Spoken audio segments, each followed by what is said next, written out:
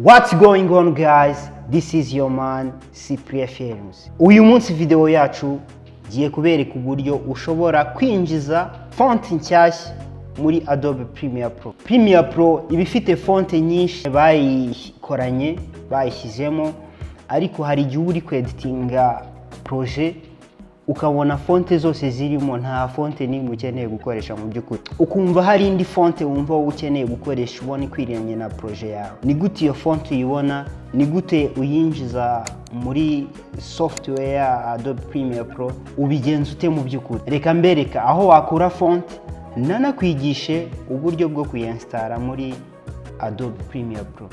Let's go! Reka nkwibutse gukora subscribe nimba ari ubwa mbere ugeze kuri ino channel. Nanashimira buri wese uziko yakoze subscribe kuri channel yanjye, wakoze like, ugerageza gusharinga ku bandi bantu mu buryo butandukanye. Ndabashimiye cyane by'umwihariko. Nimba warangije gukora subscribe, reka dutangire isomo ryacu. Uraza ukajya muri Google ukandikamo the font. The font ni website dukuraho font nshyashya, font ukeneye yari yo yose wayikuraho, ariko hari font zitari free, zitari ubuntu. Bigusa kugira ngo uzibone zigusaba kuzigura ukazishyura amafaranga. Ariko ahangaha kuri the font haba hariho font z'ubuntu, niho nkunda gushakira ama font. Ariko iyo nkeneye izindi font bitewe na projet ndimo ndeditinga, hari igihe nzigura. Iyo umaze kwandikamo the font ahita bakwereka ku downloading nyine, ukaza bakakwereka ubwoko bwa font ukeneye.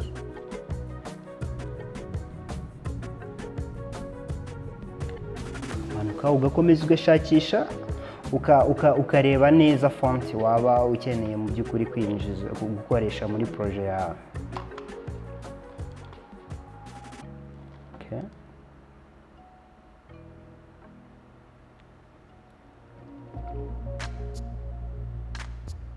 Reka dukoreshe iyi Alpha Wood. Font tugiye kumanura ni Alpha Wood. Suko ariyo nziza cyane, suko nyikunze cyane, ahubwo no kugira ngo nyikoreshe mbone uko mbigisha. Niri kugaragara cyane ku buryo nayibigishirizaho ukabona ko ari font yahindutse. Reka mba ariyo downloadinga, hanyuma mbereke uko bayestara muri Adobe Premiere Pro. Ese ni gute wanayikoresha?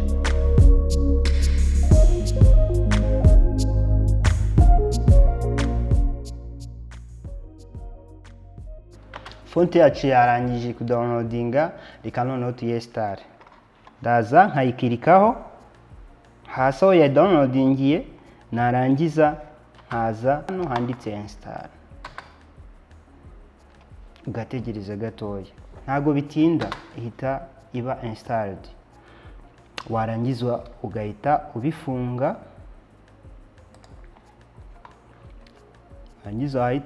ubifunga, ugahita uza muri software ya.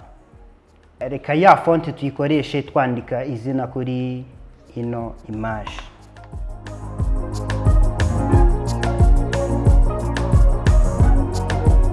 Ndaza nge hano kuri type tool, nze nandikemo wenda Cyprien Films. Cyprien Films.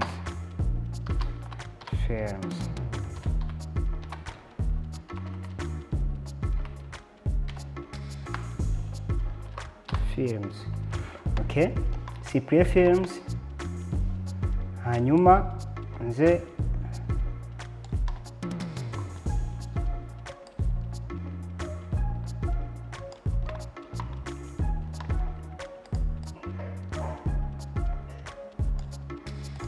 noneho nzanemo ya font yanjye, ya font twagize, ya font twakereye.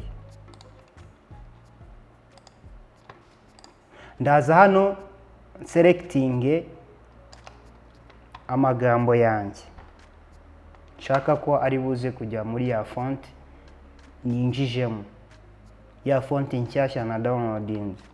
Mitenza hano nandikemo izina rya ya font, nandikemo Alpha Wood. Yes, nze nyikirikeho. hano deja birahita bihinduka, bahita banyereka ko byahindutse, sibyo? Hanyuma rero ukuntu biri buze kugenda, nindangiza kwikereya preference, ndaza hano nyongerere size,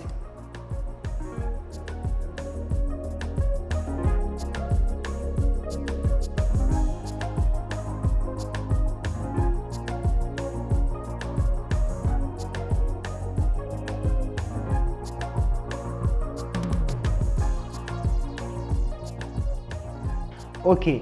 Ngira ngo murabibonye uburyo ushobora kwimportinga new font muri Adobe Premiere Pro. Aha ni mu gihe uba uri gukora ukabona font zose ziri muri Adobe Premiere Pro nta nimwe ukunzemo, nta nimwe wishimiye, ukabona nta nimwe ijyanye na project yawe. Ikintu uhita ukora, uhita ugenda ukadownloadinga font ijyanye n'ibintu uri gukora.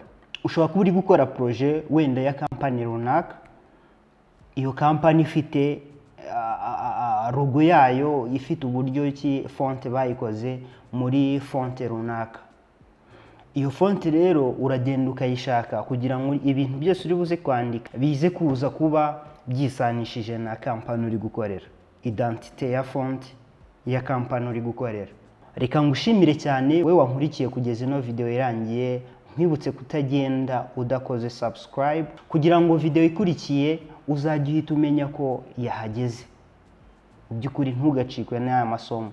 Ngira ngo nimba ugerageza kubona amasomo, gukurikirana amasomo yanjye afite uburyo agenda kurikirana, iyo uhise ufatiraho kuri ibyo ngibyo ukaba ari ugendera, ushobora guhita ubyumva neza ko yakutigeze ureba isomo natangiriyeho. Genda uhere kuri video ya mbere natangiriyeho na uploadinga, nkwigisha uburyo ki wakereya projet muri Adobe Premiere Pro mu byukuri aho natangiriye.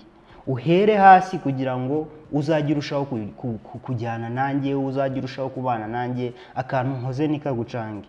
Ibyinshi nkora hano ubu ngubu muri ano masomo mashya ntabwo mbitindamo kubera ko mba narabyigishije mu masomo yabanje. Kugira ngo rero bikorohere, kugira ngo ubashe kujyana nanjye, nuko wasubira inyuma ukagenda ugatangira kuri video nashyizeho, noneho ukagenda step by step ureba video zose uko zigenda zikurikirana, tukabasha noneho kugendera kuri ritm imwe. Naho ntabwo wahita ufatiraho kuri no video nshyashya, keretse wenda usanzwe uzi ku editinga, keretse usanzwe ukoresha Adobe Premiere Pro, wenda ho dushobora kujyana.